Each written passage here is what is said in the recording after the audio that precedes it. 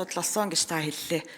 За тэгвэл энэ авилгажуулсан тогтолцооны үндэс суурь нь хөдөлгөх хүч нь амин сүнс нь сүүлийн 36 жилийн дийлэнх олох цаг хугацаанд ирэх барьсан Монгол ардын нам өөрөө болцоход байна гэдгийг та хүлээн зөвшөөрөх үү? 2016 оны Улсын хурлын сонгуулийн өмнө танаа намын 60 тэрбум төгрөгөөр төрийн өндөр албан тушаал 8 айлцах нууц төлөлгөө ил болсон боловч танаа нам сонгуульд өмнөлөхөө олонхын ялалт байгуулсан. Энэ цаг хугацаанаас хойш төрийн хулгай, хэргийн тоо, үнийн дүн тэрбумаар биш их найдаар хэмжигдэх болсон. Авилгын эсрэг тэмцэл чинь нам дотроос эхлэх ёстой. Танай нам цэвэршихгүй бол Монгол улс хөгжихгүй гэдгийг одоо Монголын иргэд бүгд харж байна.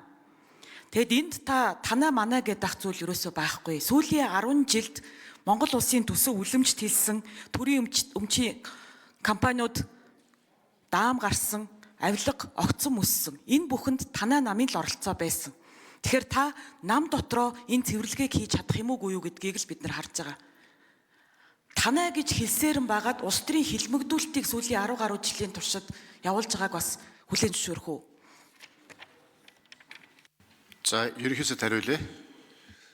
За, танаа манаа гэж ярих нь бол зохимжгүй. Бид хүнээс илүү системэл ярих ёстой. Тэгэхээр та бид бас залуу хүмүүс хуучны арга барилаасаа салж явах урагшаа харж зөрөгтэй золбоотой ажиллахгүй бол танаа манаа гэж хэрэлдсээр байтал одоо болохоо ойллоо шүү. 11 сарын 17-нд намын дараагаар би сонгогдсон. Тэгээ миний цаг бол тэндээс эхэлсэн. Тийм учраас авилгатаа тэмцэх тэмцэлд бол би үргэлж хатуу байр суурьтай зогсно. Танаа манаа гэдэг хэн байхгүй бүх нам цэвэрших ёстой. Улс төрийн намуудтай үргэлж уриалдаг. Нам дотроо цэвэрлэгдэх ёстой, цэвэрших ёстой, хариуцлагатай байх ёстой, ёс зүйтэй байх ёстой. Тэгж чадаад нам нь эрүүл байвал төр нь эрүүл.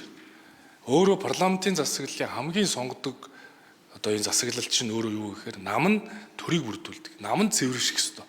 Тийм учраас намаа одоо цэвэршүүлэхийн төлөө бидний одоо залуучууд аль аль талдаа хичээн зүтгэе. Тэгээ танаа манаа гэж ярил танаад ч байна, манаад ч байна. Гэхдээ 11 сарын 17-нд миний цаг эхэлснээс хойш бол би намаа цэвэрлэх цэгцлэх ажилдаа хандсуу шамлж орсоо. Тэгэхээр та одоо харин танаад байгаа хүмүүсийг надаас илүү та бүгдээрээ л мэдж байгаа.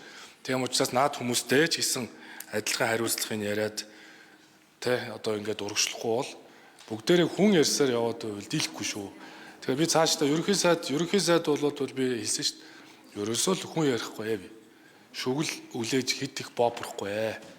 Янз бүрийн кино драм хийхгүй, entertainment хийхгүй, үр дүнгээрээ харуулнаа гэж. Би өнөөдөр 24 хонжээ. За, баярлалаа. За, ямар ч